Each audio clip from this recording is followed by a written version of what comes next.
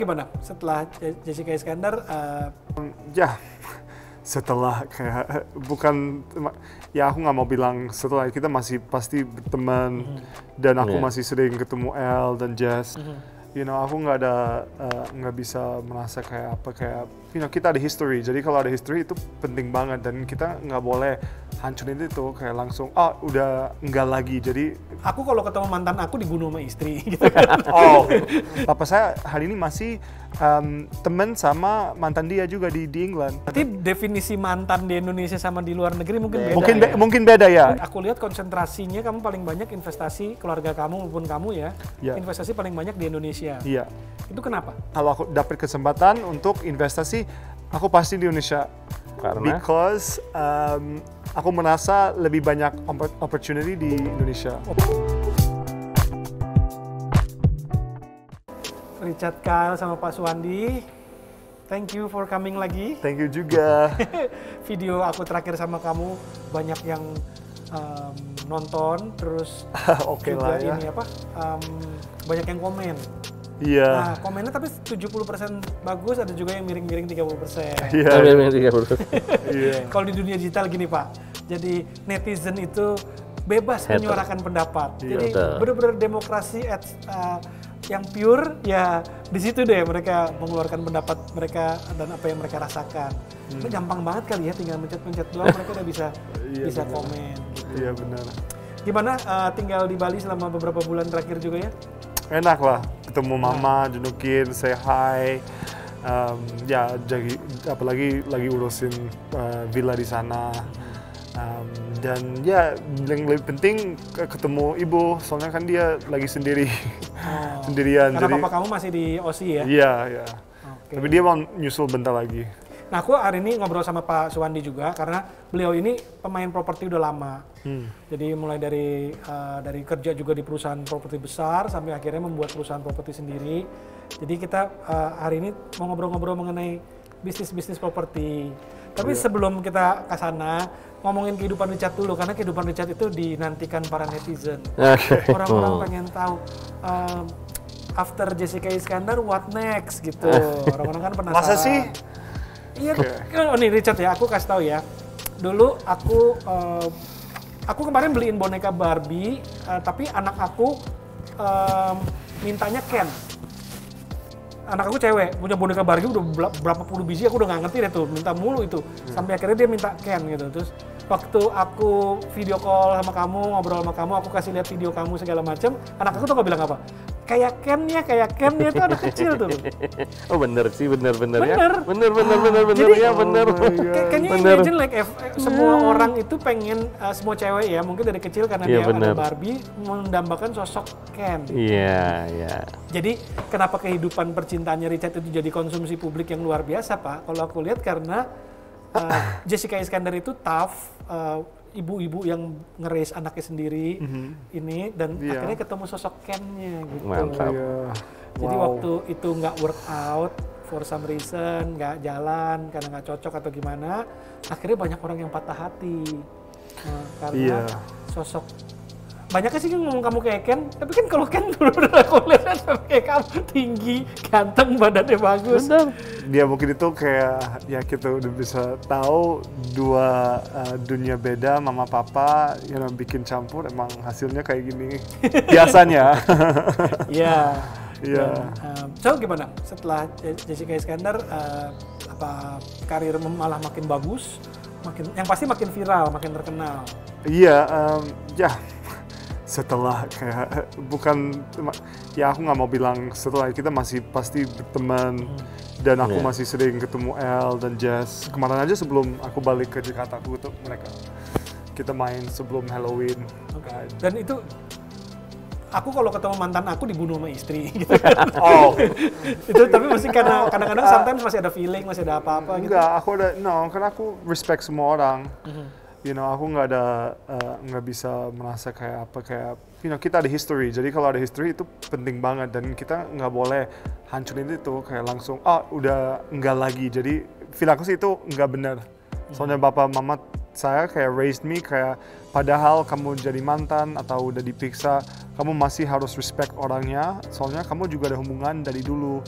Jadi jangan hancurin hubungannya. Siapa tahu masa depan masih bisa jadi teman, bisa ada something new. Maksudnya di dalam, bukan di love, mungkin ya bisa ke bisnis, bisa jadi kasih saran, bisa jadi sahabat. Bapak saya hari ini masih teman sama mantan dia juga di England, masih. Dan waktu kita di England, kita ketemu dia, kita dinner, dia kenal, ya itu udah lama. Berarti definisi mantan di Indonesia sama di luar negeri mungkin beda. Mungkin beda ya. Mungkin beda. Beda. Tapi makanya itu dia, mama papa bilang jangan, kalau misalnya hubungan yang udah diperiksa, semoga enggak sampai rusak banget atau sampai kayak nggak enak. Semoga bisa saling respect each other, dan kan kita tahu cuman butuh waktu aja buat healing. Jadi ya mungkin pasti aku percaya sih, aku sama Jess dan pasti sama El juga kita ada hubungan baik. Kalau orang Indonesia khawatirnya ada sparknya, masih ada listriknya, pasti nyangkut, terus nggak sengaja kesenggol, gitu. Makanya itu aku pernah anak aku ulang tahun, terus ya udah aku dengan bodohnya cuman kayak, ya udah why don't you come gitu, ini ada pesta gitu, ntar I'll introduce you to my wife gitu. Terus istri aku ngamuk dan aku akhirnya nggak ngajak dia lagi deh. Okay. Ya karena aku juga ngerti juga sih, yang namanya mantan kan kadang-kadang ya masih ada sparknya. Apalagi kita Feeling aku sih bukan spark, it's just respect buat orang, manusia, a human being, Perasaan ya. Mungkin kalau misalnya Siapa orang, perasaan? again dipiksa lagi pas, lagi berantem atau lagi, kayak kayak gitu, ya maybe it's not nice. Tapi kalau misalnya dua-duanya respect each other dan, kamu ada banyak memories yang baik, jadi kenapa nggak bisa jadi temen? Mungkin ini aku juga belajar waktu di Australia, di luar negeri, soalnya aku juga ada banyak temen masih berteman sama mantan, jadi kita bisa lihat. Dan kamu nggak pernah ngeliat kasus di mana berteman dengan mantan itu berbahaya tuh, nggak ada kalau di luar negeri? Enggak juga. Kalau di Indonesia aku udah sering ngeliat kasus. Oke, ya. Makanya mungkin kita lebih skeptical soal berteman dengan. What if maybe ada something lagi gitu? Ya mungkin nggak dua-duanya masih ada spark, tapi kalau salah satu pihak aja masih ada spark, dan itu kadang-kadang bisa ya dari small fire menjadi kebakaran hutan gitu. Iya. Apalagi yang sekarang banyak reuni itu kan yang bikin itu. Itu reuni. Karena satu hubungan kan pasti ada fisik kan, ada sentuhan fisik, ada apa, itu yang kadang-kadang memang ya mungkin istri aku lebih konservatif, aku lebih liberal, bisa juga kan kayak gitu. Jadi kalau aku kayak ya, tapi kalau misalnya udah nikah terus cerai, ada anak, gimana bisa balance sama misalnya ex-wife atau ex-husband, kalau udah ada keluarga baru, kamu juga harus saling support, saling bantu, dua-duanya nggak boleh that's my old family, ya udah deh aku mikir ke keluarga baru, itu juga unfair kan? Iya. Tapi nanti nggak, jadi emang harus cari cara yang baik buat the kids you made, the kids or kasih contoh yang juga positif, daripada aku dulu sama your mother, tapi sekarang aku ada keluarga yang lebih baik. Nggak mungkin, that's unfair kan? Okay.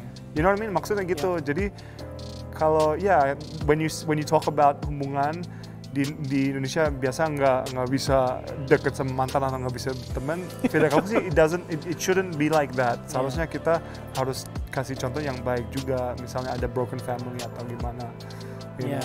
Ya dalam hal ini mungkin aku lebih kolot ya, maksudnya istri aku mungkin juga lebih kolot, terus aku juga lebih protecting my family juga. Jangan sampai misalnya kayak cuman gara-gara aku pengen ketemu mantan atau cuman pengen hangout apa segala macam sampai akhirnya aku harus berantem, terus aku berantem, terus anak aku jadi kena.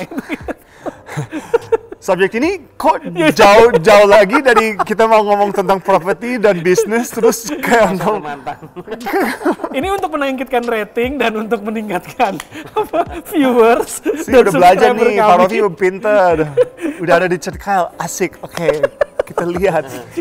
Tapi benar Richard, maksudnya bukan cuma itu juga. Aku ngeliat kayak in terms of how we approach life after sesudah kejadian itu kadang-kadang banyak apa ya? Contohnya nih, aku dulu tunangan sama satu pacar 7 tahun. Terus nggak workout 90% karena kesalahan aku ya. Ya udah, at least jujur ya. At least jujur. Salah dia. Jadi 90% ya. Tapi itu impact what happen next itu impact ke bisnis aku. Artinya aku waktu itu kehilangan pegangan.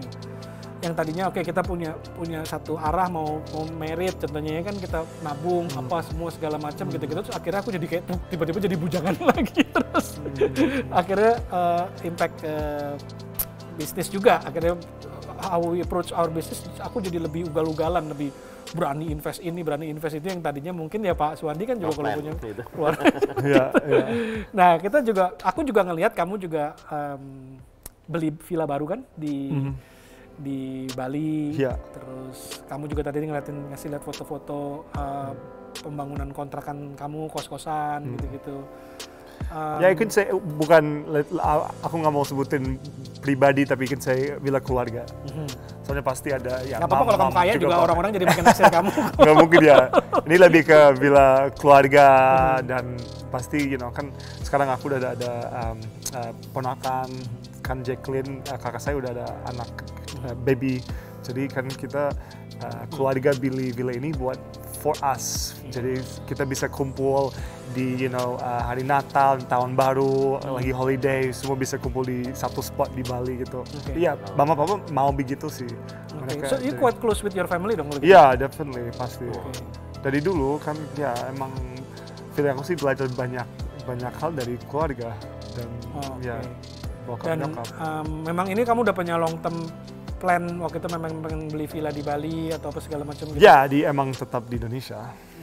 Udah.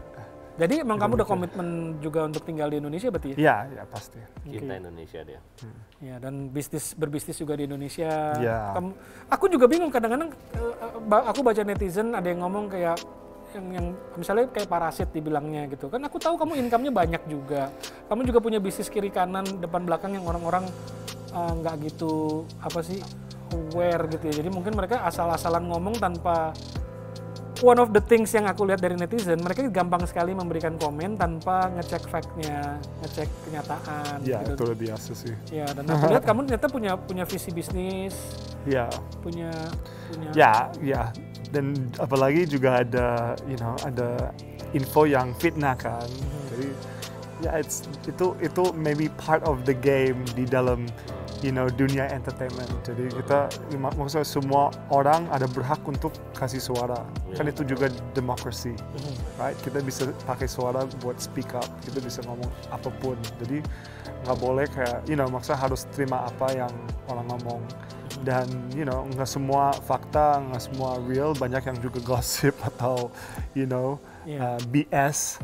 Tapi ya udah, it's okay. Yang penting kamu tahu dirinya, kamu percaya dirinya juga, dan jadi makanya ini Pak Suwandi, aku waktu Richard broke up with Jessica, terus aku ngeliat komen-komen, aku ngeliat kayak, aku tahu kamu kan, kita suka ngobrol mengenai bisnis berjam-jam, pandangan dia tentang keluarga kayak gimana gitu kan ya, walaupun kita nggak dekat-dekat banget, tapi dari obrolan-obrolan yang berjam-jam kita lakuin itu kan aku tahu cara pandangnya Richard tuh sebenarnya kayak gimana. Makanya sebagai teman kamu, aku juga cukup sedih ngelihat komen-komennya. Maksudnya kayak ini orang belum tahu dia, belum gampang sekali menghakimi gitu. Juga aku ada yang dulu sebenarnya aku juga kaget juga. Aku tahu kamu sama Jessica baik dua-duanya. You guys respect each other juga gitu ya, dan mungkin putusnya juga nggak bisa lebih civilized kan, maksudnya tapi ternyata netizen ikut bergabung dan mungkin ada aktor-aktor lain yang apa segala macam sehingga akhirnya jadi lebih dari Karena aku tahu mereka berdua, aku kenal mereka berdua, dan selama during kita kenal ini, kelihatan everything baik-baik ya, selalu happy-happy. Ya, emang bener. Dan tapi orang yang nggak tahu deh, kayak misalnya di on camera itu begini, tapi nggak tahu juga off camera bisa beda juga kan. Kita juga ada masalah pribadi yang kita juga mau coba terbaik untuk benerin atau you know try to find the best way. Tapi sometimes in life ya emang that's life kan. Kita juga nggak bisa selalu paksain sampai we hope, tapi dan waktu itu banyak teman-teman aku nanya, teman-teman aku yang kan mereka tahu kita sering pergi bareng, makan bareng apa segala macam, terus mereka nanya kayak, beneran tuh putus, kenapa tuh putus ya, bener nggak sih kayak gini-gini? Nggak tahu, emang nggak bener ya.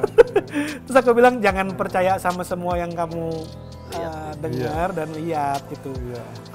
Aku kenal mereka, aku cukup beruntung kenal sama mereka, dan mereka kadang-kadang share juga visi pandangan mereka tentang hidup, tentang bisnis, tentang segala macam. Aku mikir kayak they respect each other kok gitu. Maksudnya they are good people who respect each other, tapi mungkin ada some differences yang nggak bisa cocok untuk pernikahan. Different values. Untuk temen, untuk apa. Different values aja. Jadi aku mikir ada beberapa hal yang. Hari ini aku ngajak Pak Suwandi, kita bisa ngobrol-ngobrol tentang sisi Richard Kall sebagai seorang pebisnis, terutama properti, Pak. Gitu. Dia banyak melakukan investasi on behalf of dia sendiri atau investasi bareng sama keluarga juga, dan kita bisa ngobrol-ngobrol nih. Iya, bisa dong. Gitu. Nah, sekarang yang aku menarik, Richard Kall cerita dia punya hotel di Bali, di area di Popis ya kurang lebih ya. Dan bukan hotel yang fancy yang kayak gimana, tapi menurut aku itu mesin uang yang paling bagus. Iya. Kok bisa ceritain deh, kok bisa keluarga tiba-tiba ambil properti? Ya sekitar mungkin kurang lebih 15 tahun lalu, lebih kurang 12 tahun lalu, ada satu rumah yang mama ketemu di Kuta. Terus basically mamanya udah jalan. Jadi anaknya mau jual rumahnya. Jadi ada properti hotel kecil. Enggak, rumah. Rumah. Tapi rumahnya kurang baik juga, bukan rumah yang mewah.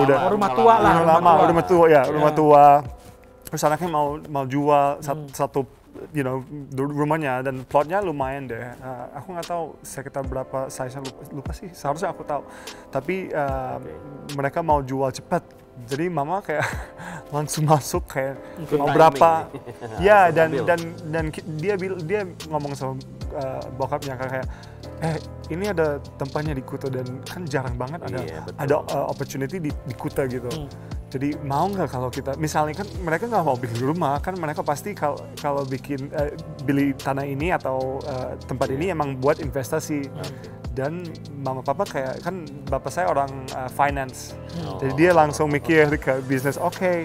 Kalau kita bikin, maksudnya kan dia survei daerahnya juga kan Popis lain semua ada villa, ada hotel kecil, ada guest house, ada macam-macam. Jadi mereka juga merasa kayak mungkin ini pas banget kalau kita bikin hotel kecil. Kan 2008 berarti ya? 2008? Iya, sekitarnya. Itu masih murah kali ya, masih nggak terlalu. Iya, jadi mama cepet gerak gitu. Soalnya pasti dia mama saya suka bargain banget, maksudnya suka nego, suka kayak kalau dia udah tertarik sama sesuatu, dia langsung yuk kita main, main sama negotiate gitu. Dia dari aku belajar nego dari mama sih. Belajar bisnis ya. Kalau nego kan. Kayaknya kalau bule nego kalah ya. Ya, tapi kalau nego sama orang Indonesia kayak mereka jago banget, harus pinter juga. You have to understand bahwa kita nih, apalagi kita yang keturunan Tionghoa gitu ya. Kita tuh kalau set harga, kita udah ngasih ruangan buat tawar-tawaran. Jadi bule kadang-kadang nggak sadar itu. Iya. Jadi sebenarnya mereka boleh nawar, dan kita will gladly accept. Soalnya kalau bule gini, kalau dari luar mereka dapat lebih banyak. Maksudnya gajinya lebih tinggi. Jadi kalau mereka ke negeri kayak ke Bali itu murah banget buat mereka. Jadi mereka mikir kayak gue orang raja di sini. Jadi benar kayak jadi kalau mereka segitu ya udah nggak mau mikir, soalnya segitu aja udah kayak Peanut. ya udah, it doesn't matter, you know. Ya, Like karena aku juga mau maksa blow money di mana-mana di sini, you know. Jadi mereka mikiran beda. Dari sini mereka juga nggak banyak tahu, mereka juga males kayak kenapa nego ini cuman $60, $50, ya udah deh gitu. Ada yang emang mau nego juga mau dapat good price, tapi ada banyak yang nggak mikir harga. That's because ya di negara mereka emang gajinya. Dan mungkin bukan culture-nya bule untuk menawar terlalu banyak gitu kali. Nggak tahu juga sih, mungkin emang. Soalnya dulu aku pernah nawar bule, jadi mereka kasih quotation ke aku, Yeah. terus aku nawar, mereka kayak gak seneng gitu, kayak padahal menurut aku itu normal gitu, kita dikasih harga, kita nawar bener. Oh enggak, oh ya, itu oke sih, itu dia. Kalau misalnya mau coba nego di negara Australia, misalnya ada bisnis mau beli apa bahan supplier dari mana, ya biasa kalau mereka ini quote, ya biasa nggak nawar, harus accept, oke, ini quote-nya, udah misalnya 10.000 US ini quote-nya, oke, thank you. Terus kamu harus cari tempat lain biar kamu bisa dibandingin. Dan kamu nggak nawar? Enggak. Nggak pernah nawar? Enggak. Oke. Biasa enggak, benar. Ya, dan bule, jadi itu benar. Bule kaget waktu kita tawar, mereka menganggapnya kita ofensif gitu. Yeah. Padahal buat kita it's a business, it's cultural kan Pak ya? Gitu, No, benar. Oke, jadi kalau kita mikir ke sana ya benar. Kalau kamu minta quote dari perusahaan yang bikin apapun, kalau mereka kirim itu harganya. Itu harganya. Biasa gitu.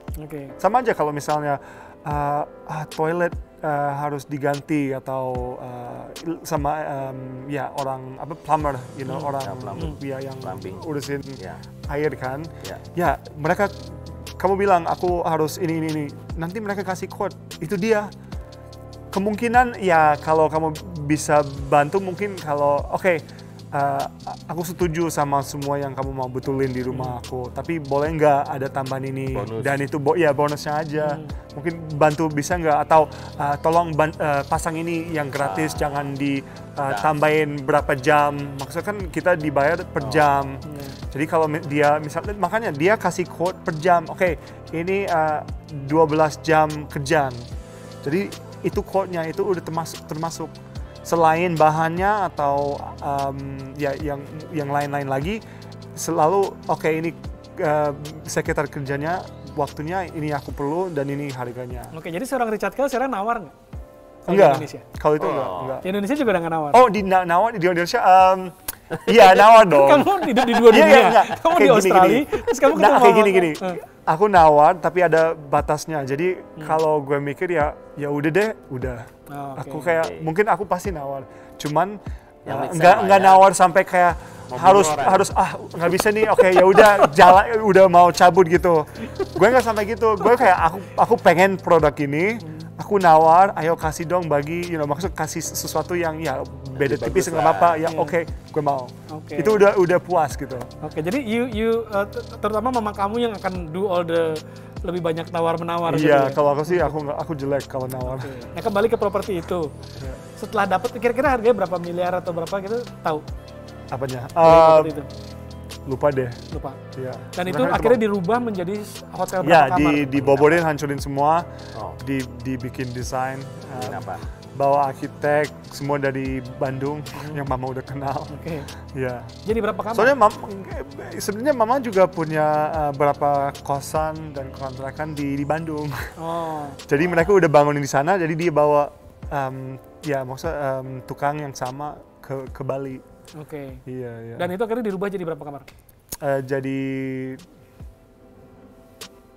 28 kamar. 28? Berarti gede dong propertinya. 24. Ya. Assuming satu kamar misalnya 15 meter aja, at least bangunannya udah 500 meter. Itu 3 lantai. 3 lantai. Gimana? Nyesel? Apa enggak di sana? Bagus? Iya, oke. Kalau misalnya sekarang kan udah lumayan,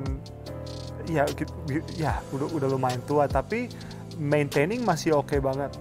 Dan udah balik modal belum kalau kayak gitu? Udah. Jadi semua uang mama kamu udah balik semua. Udah, aku udah ngomong sama mama papa, mereka bilang udah. Ya. Dan makanya dari situ kamu udah tahu ada yang di jalan raya yang lebih hotel gede atau lebih mewah, tapi ada yang di gang, di popis yang macam-macam, ada homestay, ada Tapi masih segmennya masuk kelas segmen menengan, di mana itu marketnya kan besar sekali. Kalau dia masih segmen kan yang tinggi, otomatis lebih kecil. Dan 24 kamar kan ngisinya nggak terlalu berat nih mungkin. Benar. Mungkin kalau kamu 100 kamar pusing juga kepala tuh karena untuk ngisi 100 kamar kan. Iya. Tapi untuk 24 kamar untuk dapetin okupansi let's say Dengan kelas 70-80%. segitu, Iya, benar. Smart investment ya Pak ya. Iya. Lebih smart itu. Sekarang I think nilainya average juga udah occupancy biasanya kalau COVID sekarang nol, nggak ada apa, nggak tutup, lagi tutup. Kan Kuta dan Legian udah bener tutup, nggak ada apa-apa. Jadi normal, kondisi normal. Kalau kondisi normal ya tergantung high season atau low season, right? Tapi average biasanya 70-an, 70-80-an. ya apapun Pak. Average. Modal udah balik. Which is something yang bagus banget buat hotel ya, bisa balikin uang dalam let's say less yang than 10 sama years. Modal investasi pasti ya itu dan enak. capital gain itu di Kuta tanah udah berapa puluh juta itu sekarang per Iya, meter. iya. Makanya kalau ada yang jual. Kalau ada yang jual. Ya kalau jual ya, kalau kita makanya ini nggak ada yang jual. Mereka juga mikir, maybe kita jualin tempatnya, kita udah capek nih, nggak usah, kita santai-santai aja. Tapi aku udah bilang, jangan. Aku aja yang ngurusin kan. Oh iya, pasti. Soalnya pasti bisa renov, bisa bikin sesuatu yang beda, bisa, next move, Ini udah, misalnya 15 tahun udah begini, pasti bisa find a new way untuk refurbish tempatnya kan. Dan mungkin juga F&B-nya bisa kamu tingkatin kan, makanan-makanannya. Bisa juga. Karena pusat crowd kan di sana. Iya, atau apa bisa. Mau apa aja juga bisa kan, crowd-nya yang pusatnya kan di sana. Activity semua di sana. Nama tempatnya apa? Kuta Eco Stay. Kuta Eco Stay. Kuta Eco Stay. Iya. Oke. Kenapa nggak Richard Kyle aja? Kyle's Place gitu. Kelihatannya habis COVID. Next one. After COVID kan, nanti reopening. Kalau hotel sekarang kan nanti kan habis COVID ini berikutnya judulnya reopening dia namanya. Nah. Mungkin you can do something dan dengan nama kamu, dengan fans kamu dan networknya kamu mungkin bisa jadi bagus lagi kan. 100%. Iya. Makanya udah mulai main di property deh. Harus kayaknya. Feeling aku sih dan keluarga kamu memang senang main properti juga berarti ya? Iya, dari dulu. Dari actually bokap nyokap mulai di Sydney. Jadi mereka mulai di sini bangunin rumah pertama bareng waktu kita masih bayi. Jadi itu repot banget, 2 anak kan, aku sama kakak Jackie. Dan mereka lagi bangunin rumah sendiri. Apalagi tinggal di tempatnya. Jadi masih berantakan semua. Terus ya mereka bilang itu pengalaman yang cukup capek. Ya, apalagi kan di Australia beda lagi sama aturan buat bangunin properti atau maksudnya nggak gampang. Kayak di Indonesia banyak yang bisa bantu. Banyak tukang. Di situ udah jam 5 udah stop finish cabut. Nanti nggak, jadi harus sabar. Apalagi mama lagi juggling 2 anak gitu. Dan aku bayangin kayak kok bisa bikin kolam renang, rumah yang ada 4 kamar semua. Mereka bilang pengalaman yang pertama dan cukup. Kayaknya nggak mau bangunin lagi, banyak. Apalagi papa juga harus kerja, jadi weekend dia harus bantu sama tukang juga. Ini tahunnya ya 80-an kan. So aku masih ingat kayak wow, itu pertama kali mereka merasa kayak properti ya itu juga nggak segampang yang kamu mikir. Tapi mungkin itu sebenarnya itu rumah pribadi. Jadi itu first home buat mereka. Dan pas aku umur 3, Bapak dapat tawaran untuk balik ke Jakarta lagi buat kerja. Makanya di situ ini saatnya kita balik lagi dan rumah itu udah kasih kesempatan untuk jual dan dapat balik uang gitu. Maksudnya dapat ada capital gain juga. Of course capital gain. Jadi maksudnya itu bantu mereka. Apa kamu bisnisnya apa sih? Dia kerja di bidang apa? CFO. Chief Financial Officer. Iya. Direktur keuangan kalau di Indonesia ya? Iya. Di CFO or accounting, chartered accountant. Di banyak multinational companies. Oke, jadi dia udah ngerti lah ya cara-cara putar uang, cara-cara investasi gitu. Sebenarnya dia, maksudnya di lingkungan dia terkenal buat masuk ke bisnis yang mau berubahin what do they call it again? Kayak Di restructure. restructure, berubah, restructure the business supaya bisa profit lagi. Bagus, ya. Itu yang dia ada banyak pengalaman. Terus kamu invest juga di bikin beli villa di Bali. Itu for business purpose about family? Kamu mau sewain atau? Enggak, I think kita nggak lebih mau sewain dua-duanya gini. Bukan buat domestic market juga. Kan kita bisa sewain property di Airbnb atau jadi villa yang kamu beli ini juga mau kamu sewa-sewakan? Iya. Oke, bukan kamu pakai untuk tinggal aja. Enggak, bukan pribadi banget. Jadi Bisnis, purely bisnis. Bisnis tapi kapan-kapan kita bisa masuk. Iya. Tinggal coret aja di check calendar. Tapi kan Bali kan lagi istilahnya collapse industrinya kan? Iya lagi. Dan kamu beli sekarang mungkin dapat harga juga pasti spesial karena orang-orang pada banyak lepas properti di sana. Bener. Ada yang desperate, ada harga yang jadi kamu bisa nego lagi, kan bisa. Mama kamu yang nego kan? Iya bisa nego, iya pasti lah. Dia yang urusin semua. Iya, bisa nego lagi ya. Smart move nggak beli villa di Bali sekarang? Bali location-nya nggak ada matinya kan, kita ngomong destinasi seluruh dunia kan itu. Jadi nomaden dari seluruh dunia juga semakin banyak. It's good investasi. Villa atau kalau saya sih cenderung kayak hotel kecil itu kan lebih senang. Iya, segmennya itu. Kalau villa memang walaupun dapat rate-nya lebih gede, sekali gebuk istilahnya lebih dapat duit lebih banyak, cuman continuity-nya mungkin nggak setinggi small hotel. Bener, ya. Itu untuk dapetin customer lebih gampang yang small hotel, istilahnya kita adjust harga atau segala macam. Iya benar. Ya tergantung segmen lah yang kita mau arah kemana. Memang kalau segmen dia ke bawah kan dia lebih semakin gendut kan, semakin banyak. Itu sendiri kalau villa pun juga pasti punya segmen sendiri juga, pasti ada juga gitu. Intinya yang cepat recovery mestinya yang istilah market yang paling besar lah, yang potensi yang paling banyak gitu. Ini kamu beli cash atau kredit? Ini cash. Duit banyak ya? Iya. Kan you bilang tadi Richard kaya kan. Dikumpul aja sama keluarga, bukan aku sendiri. Ya, karena kalau misalnya kredit di zaman sekarang juga serem-serem juga ya income. Sebenarnya aku belajar dari bokap, aku belum pernah kredit atau cicil di dalam hidupnya saya. Jadi semua properti yang kamu punya ini aku nggak percaya. Cash? Iya, aku nggak percaya. Wow. Enggak, maksudnya kayak ini sama aja, beli mobil apa yang bokap ajarin. Kalau kamu kalau kamu kena hutang. Dia bilang itu makin hidup kamu lebih stres lagi dan itu bisa maksudnya kayak susah untuk mungkin atasinya dia bilang. Jadi dia bilang kalau kamu nggak ada duit untuk belanja itu atau bill itu, ya udah kamu saving aja sampai kamu bisa. Jadi villa ini cash, apartemen kamu di Kemang juga cash, mobil kamu cash, kamu ngebangun kos-kosan juga itu semuanya cash semua, nggak kredit di bank semua nih? Iya, aku nggak kredit. 100% itu udah. Jadi bukan parasit lah ya kalau kayak gini ya, orang kaya ya sebenarnya. Soalnya aku percaya itu. Even sama kartu kredit aja, aku langsung bayar balik ya, lunasin aja gitu. Aku nggak enak kayak misalnya udah 1 bulan udah pakai berapa jutaan, kayak itu aneh buat. Saya punya teman Pak, seumur saya nih, dia ke Australia, ke Melbourne. Dia umur 25, dia jual bisnisnya dia, jual aset dia yang ada di sini. Dia pindah ke Melbourne sama istrinya berdua. Istrinya juga jual aset di sini, kumpulin uang, beli di Melbourne property, dan mereka ngeridit terus sampai akhirnya punya 17 rumah di Melbourne. Banyak properti lah gitu. Terus saya tanya, kan saya teleponan sama dia kemarin. Wah udah kaya lu ya, katanya properti lu banyak banget di mana-mana, naik mobil Mercy lu gini. Utang semua bos. Iya sih. Terus dia bilang at the end of the day kalau dia jual semua asetnya, dia cuma dapat 1 properti di Melbourne.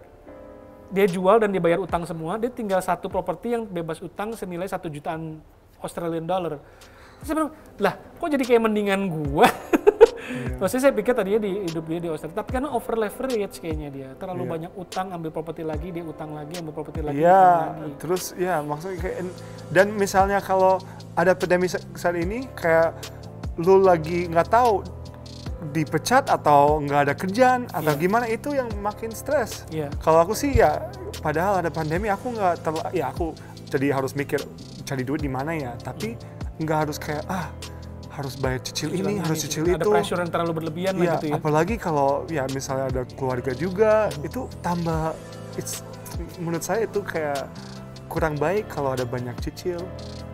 Dan itu sampai kamu bisa minta pinjam dari sahabat, minta pinjam dari saudara-saudara, tolong dong, itu juga nggak enak. Itu jadi hubungannya nggak enak, kayak balance-nya nggak baik loh. Kayak udah mulai energi yang negatif. Terus negatif tambah negatif lagi. Feeling like that's why bokap saya emang begitu ke semua anak, jangan cicil, jangan keluarin duit kalau kamu nggak punya. Harus maintain dan live balance lifestyle sama semua masing-masing. Kalau misalnya kamu gaji begitu, ya udah nggak apa-apa. Kamu berharap aja banyak doa, terus kerja keras supaya meningkat. Jadi Pak Suwandi ngerti kan kenapa saya ngomong tadi, memang ini netizen ngomong kiri kanan. Tapi karena saya udah sering ngobrol begini, saya jadi makin ngerti bahwa ini a man with set of values and sets of principles. Jadi kalau yang dituduhkan sama orang-orang itu, saya nggak ngelihat ada kebenaran di dalamnya karena saya kenal. Tapi aku juga paham kalau orang mau misalnya cicil untuk dream home. Aku juga paham, soalnya mereka juga mungkin nggak ada modal ya financial yang nggak bisa mampu untuk langsung bayar cash kan. Jadi mungkin sama kerja mereka sama gajinya ini kayak cocok banget nih kalau aku cicil 15 tahun, tiap bulan ya mungkin 10 juta. Emang itu juga ideal. Itu juga ideal maksudnya. Itu benar ideal buat seorang yang working class, ada keluarga kecil. Kita nyicil ngutang pun sebenarnya ngutang dari sisi ini yang positif ya. Itu sebenarnya bukan sesuatu yang jelek juga. Bukan. Nggak bisa kita semua apapun cash pun ya kalau kita punya kemampuan finansial it's okay. Tapi kalau yang nggak punya kemampuan finansial kan masa nggak bisa? Bukan masalah itu. Sekarang bagaimana dia memanage antara pendapatan dan pengeluaran. Itu yang penting itu. Iya kan? Kalau kita cuman memang Pak, saya lihat middle class trap tuh kadang-kadang terjadinya adalah over leverage kan. Dia ngutang mobil, beli mobil. Mobil kedua juga cicil lagi. Dia ambil properti kedua, nyicil lagi. Iya, itu dia. Jadi kalau saya lihat, kalau moderate level ya, kita memang first home, kita punya kemampuan 30 juta, nyicil 10 juta, normal. Menurut saya itu normal. Normal. Tapi once dia over leverage, dia ambil lagi cicilan mobil kedua. Nah itu mulai. Dia mulai ambil lagi. Makanya udah keluarin duit yang belum ada yang masuk, belum ada yang levelnya yang bisa keluarin gitu. Saya juga menarik. Saya pernah berjanji sama diri sendiri, cuman sayangnya saya kurang konsisten sih. Waktu itu saya pernah bilang, gue udah nggak mau ngutang bank lagi gitu. Keputusan saya itu memang, saya pikir saya orang finance. Itu keputusan itu rada aneh buat orang finance, karena orang finance itu kan leverage is normal. Normal. Kita utang kiri kanan untuk properti, kita harapin propertinya naik, utangnya bisa kebayar. Gitu. Tapi saya waktu itu ngambil dengan pikiran kayak additional, saya nggak butuh additional pressure ini gitu. Kalau untuk di bisnis saya ataupun untuk di saya pribadi gitu. Sehingga akhirnya saya berhasil beli properti terus-menerus, itu beli cash. Entah kenapa makin saya tenang, makin kita tenang, uang makin banyak, kita akhirnya bisa ngambil segala macam cash. Tapi akhirnya saya kena musibah sehingga mengharuskan saya harus ambil kredit salah satu properti saya jaminin untuk ini. Cuman saya bisa ngerti pandangan Richard Kyle bahwa memang kalau nggak punya hutang tuh hidup lebih tenang ya. bener-bener di pundak tuh kayak nggak ada beban gitu. Makanya kan dia hidupnya kelihatan positif, kelihatan ini mungkin juga karena dia nggak invite additional pressure ke diri dia sendiri gitu. Kita ngomong ngutang kan, kalau bicara ngutang kan harus ada in-nya, nggak cuma hanya pinjem aja kan. Nah kalau tidak ada in-nya ya jangan sekali-sekali ngutang. Betul, mau pinjam tapi in-nya kalau nggak jelas, bagaimana bisa membayar? Iya, kalau nggak jelas. Prinsipnya kan, prinsip cuma itu aja, balancing-nya kan. Iya, balancing. Iya, balance-nya harus begitu aja. Iya. Terus yang kita orang boleh sebutin, live within your means. Ya, live within your means. dalam kemampuan Iya, ya. kemampuan. Sesuai Ya. kemampuan. Hidupnya Sesuai kemampuan. Betul masing-masing. sekali. Ya. Harus Nah, itu. dia masuk bisnis juga kontrakan, Pak. Saya dikasih lihat tadi. Bapak juga Iya. sempat dikasih lihat kan? Mantap ya. Nah, Orang itu bule buat Ya, kontrakan. tapi Orang bule kontrakan bisnisnya kan. keluarga lagi ya, keluarga lagi ya. Bukan saya sendiri semua. Ini share sama keluarga gitu. Oke, tapi kamu yang bangun kan? Ya, sama mama juga keluarga. Nah, ini kan lucu Juga ya, mau bule punya kontrakan. kontrakan. It's bukan glamorous bisnis, bukan bisnis yang Iya. glamor yang ini, tapi bisnis Tapi cash cow. real loh. Iya. Real cash Nggak cow. perlu gengsi kan? Oh ya. Iya. Kenapa tertarik masuk? Biasanya kan kalau artis pengen. Soalnya aku belajar itu dari nyokap. Kan Earning- nyokap punya earningnya. kontrakan di Bandung dari dulu juga. Jadi makanya aku main sama mama gitu. Mama, oke, kalau aku jelasin dikit, mama punya tanah di Pondok Cabe 25 tahun lalu. 25 tahun loh. Pas masih ada sawah, nggak ada 25 apa-apa, nggak ada aspal gimana. Kemarin aja, ya maksudnya tahun lalu dia bilang, bantu dong mau jualin tanah ini, tolong ke sana sama klien atau kasih lihat atau sama yang menjaga juga sama Pak siapa gitu. I'm like, ya udah mam, itu di mana sih? Pondok Cabe, Cinangka gitu. Aku juga Cinangka, tahu. aku belum pernah ke sana. Aku nggak tahu. Aku belum pernah main di sana. Jadi I'm like, ya udah Iya, mam, tahu. aku dengan ibu, ya udah. Padahal aku nggak tertarik sama sekali. Kayak ya udah, aku bantu mama. Terus ke sana, terus ada tanah lumayan luas, gede kayak, wow. Emang ini makanya aku juga cerita sama yang menjaga, oh ya ini udah lama Rich, aku yang menjaga tanahnya itu, dia udah kenal aku dari kecil, dari umur 3, dia masih ingat waktu masih kecil ya kan, dia bilang ya ini aku udah tinggal di sini 20 tahun Rich, you know, dia cerita, terus dia bilang ya ini udah bisa jual segini, mama beli segini waktu 2 tahun lalu, kayak murah banget, sekarang udah seharga ini loh gitu, kayak oke, dan aku mikir kayak oh ya udah mama mau jual aja, gitu, ya udah bantu jual, aku bawa klien ke sini nanti atau connect kamu sama kliennya nanti ya.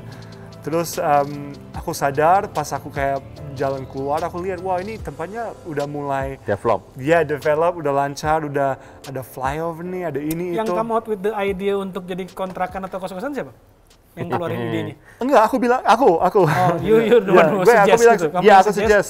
Aku bilang mama, jangan deh, jangan jual tanah ini, aku main aja dulu ya gitu. Bener tuh. Iya. Aku lihat potensinya pas aku lagi survei dan aku mikir kayak, oh iya ini something good gitu. Dan yang saran dari apa sih Pak yang menjaga tanah ini, dia bilang ya sayang lah kalau dijual gitu. Dia bilang sayang lah, bisa dapat juga, maksudnya dapat lebih, kan udah lama. Iya, udah tahan ada sama kinnya. jadi bisa ada. Tapi dia bilang sayang, kenapa nggak usaha aja Rich gitu. Oke. Terus akhirnya kamu desain sendiri tempatnya, Iya. undang arsitek, bangun Iya. 20-an kamar? 24 kamar ya? 8 enggak, 18. Oh, 18 18 kamar. kamar. Tuh yang mau ngontrak-ngontrak di tempatnya Richard Kal di Pondok Cabe di Cinangka ya. Landlordnya kayak gini ganteng ya lo Pak? Bule punya kos-kosan gitu kan di Cinangka. Waduh. Bule bisnis apartemen oke, kos-kosan loh. Top. Oke, jadi banyak influence keluarga kamu lah ya dalam Iya. keputusan bisnis ini Iya. itu. Dari ibu sih, kan ibu yang memilih tempatnya di Bandung sini sana. Jadi Oke, yang di Bandung itu berapa kamar kos-kosan?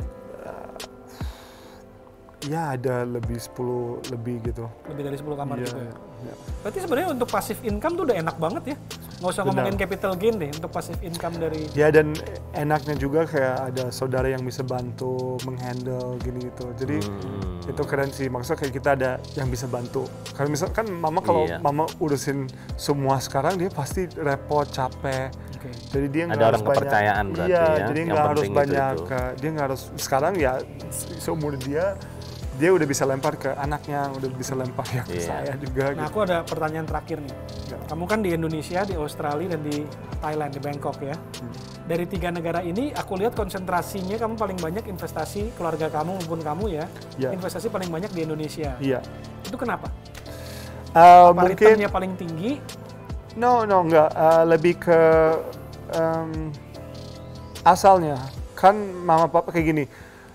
Mama papa rencananya mau keluar dari Thailand, soalnya udah cukup lama di sana. Terus mereka merasa kita nggak ada hubungan sama Thailand lagi. Papa udah pensiun, nggak kerja di sana. Padahal kita ada properti di Thailand juga. Jadi mereka kayak mau liquidate assets supaya pull out supaya bisa fokus di Indonesia. Ya, kenapa pertanyaan? Kenapa pilih Indonesia? Pilih Indonesia. Ya, selain Indonesia, Australia kan. Ya, maksudnya apa karena secara kan gini, let's say kamu punya duit $1 juta Australia gitu ya. Kamu bisa beli villa di Bali, mungkin, kamu bisa beli tanah di Australia. Ya, dan satu itu dia orang tua saya merasa masa depan pasti di Indonesia. Mereka kayak, dan Australia juga, dua-duanya. Jadi mereka mau lompat bolak-balik Australia sama Indonesia. Dan dua-duanya negara deket dan udah biasa juga kan, kita ada banyak teman. Sosialnya di sini. Iya, tapi mix race juga kan. Bapaknya di Australia, bapaknya bule, terus ibunya Indonesia gitu. Jadi itu udah biasa juga kan. Mereka ada tempat misalnya di Bali, ada tempat di Sydney, Melbourne gitu. Jadi mereka mau fokus di Indonesia sama Australia. Tapi kenapa kalau in terms of opportunity lebih banyak mana? Iya, makanya kalau misalnya kalau aku dapat kesempatan untuk investasi, aku pasti di Indonesia. Karena? Because aku merasa lebih banyak opportunity di Indonesia. Opportunity untuk naik capital gain atau dapetin uang sewa yang lebih bagus. Dan kalau lihat market sama misalnya tourism, ecotourism, kalau kita lihat masa depan juga lebih tertarik sama tanah yang kaya di Indonesia. Dan dari pengalaman kamu dan keluarga kamu, secara return kita ngomongin keuntungan memang lebih tinggi investasi di Indonesia dibanding Australia. In terms of harga tanah naik, beda. Beda banget. Kalau di Australia itu lebih naik cepat dan harganya lebih jauh lebih beda sama Indonesia. Lebih tinggi harganya, tapi naiknya juga lebih cepat. Iya. Oh gitu. Kecepatan. Iya, soalnya kayak kakak saya Jacqueline, dia beli rumah di Melbourne. Sekarang udah 10 tahun lalu, dia udah hampir lunas. Dan tanahnya udah naik 35% dari 10 tahun. Jadi let's say dia beli $1 juta, sekarang menjadi $1,35 juta. You can say that. Tapi mungkin I would say lebih deh.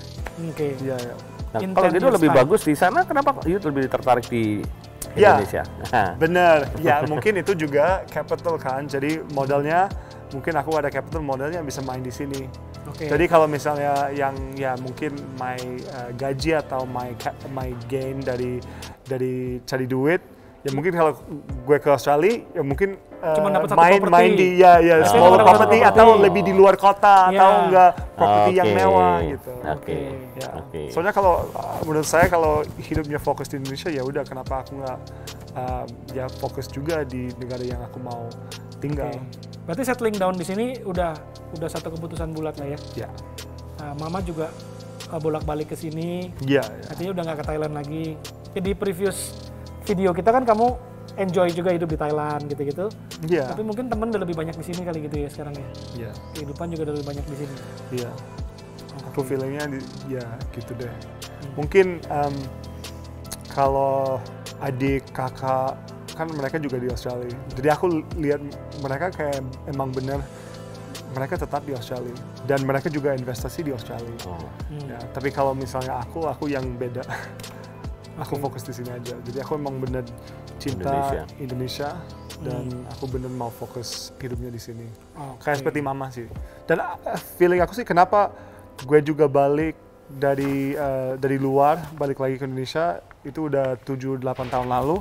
Kan pas aku juga nggak ada nama di Indonesia. Itu gara-gara mama juga. Mamanya bilang, kenapa kamu nggak balik aja ke Indonesia? Coba lihat kalau ada opportunities, coba lihat kalau bisa kenal sama keluarga lagi, saudara, siapa tahu kamu bisa ada hidup yang menarik di Indonesia seperti aku dulu gitu. Jadi itu saran dari mama. Makanya aku dapat kesempatan untuk balik. Ya udah aku coba deh gitu. Padahal aku nggak merasa apa-apa kayak mungkin kalau gue di sini 6 bulan, ketemu saudara di Bandung, main-main di Jakarta, mungkin buat sementara aja, terus balik lagi ke Aussie atau ke Thailand. Tapi ternyata ya emang suka banget, dan dari pas balik udah kayak seneng udah bisa balik ke negara yang karena ya, mama lahir. Di sini juga sebagai selebriti juga nolong juga kali ya, jadi kan hidup lebih gampang mungkin ya sebagai dan pas sebagai seorang selebriti kan. Ya mungkin ya let's say cocok deh sama kerjaan juga. Kayak pas juga, kayak mungkin sebenarnya nggak pas sih. Kemungkinan gue udah bisa balik lagi pas lebih muda lagi kan. Yeah. Kan aku balik ke Indonesia umur 25. Kalau misalnya aku di sini umur 20, mungkin lebih maksudnya udah lebih panjang lagi gitu, lebih apa ya, lebih masih charismatic, young, muda gitu kan. Jadi mungkin aku nggak mau bilang ya pas banget, bukan, lebih ya let's just say good move aja untuk balik lagi. So we wish you all the best dengan semua investment kamu. At least kita ngelihat sisi Richard Kyle yang ternyata pebisnis properti juga dan punya hobi beli-beli properti di Indonesia. Aku kenalin sama bos aku ini yang propertinya banyak dan mungkin bisa ngobrol-ngobrol mau beli-beli tanah lagi di mana. Pokoknya belajar usaha properti sama orang tua. Soalnya mereka emang pas kita kecil mereka kasih tahu, tunjukin, kita lihat. Aku ingat waktu di Australia aja, aku seumur 16, aku yang di auction, kan banyak auction house, aku harus yang angkat tangan lagi ngomong sama bapak, oke, harga berapa sekarang? Naik. Oh ya naik, ya, naik lagi gitu. Oh jadi kamu beli properti lagi 16 auction gitu? Kayak bingung, kayak pasti orang lihat kayak. Jadi dia sudah anak dididik, kecil lagi secara nggak langsung dari kecil, udah masuk dia. Udah dari kecil, dari orang tua, orang tua udah kebiasaan. Beli lelang properti di Australia gitu ya? Iya. Lucu sih ya. Thank you Richard Kyle, kita bukan cuma mencari sensasi, kita juga membahas bisnis di sini. Tapi tentunya jadi netizen juga, orang-orang juga makin ngerti lah ya. I think it's good that people tahu both side of the story juga gitu. Maksudnya orang dapat gambaran lebih bagus tentang satu masalah kalau dia punya faktanya lebih lengkap gitu Pak. Jadi netizen itu kan memang kadang-kadang nggak ada fakta, mereka ikut berkecimpung di dalam dunia kamu gitu ya. Dan di sini kan kita ngobrol-ngobrol sama ahli propertinya juga, beberapa tindakan-tindakan Richard Kyle dalam melakukan investasi propertinya. All the best for you Richard, thank you Pak Suwandi. Sama juga, Pak Suwandi juga, sukses ya. Sukses. Kita kan daerahnya sama. Semoga dua-duanya lancar ya. Lancar semua. Mantap, amin. Oke, thank you. Ya, thanks.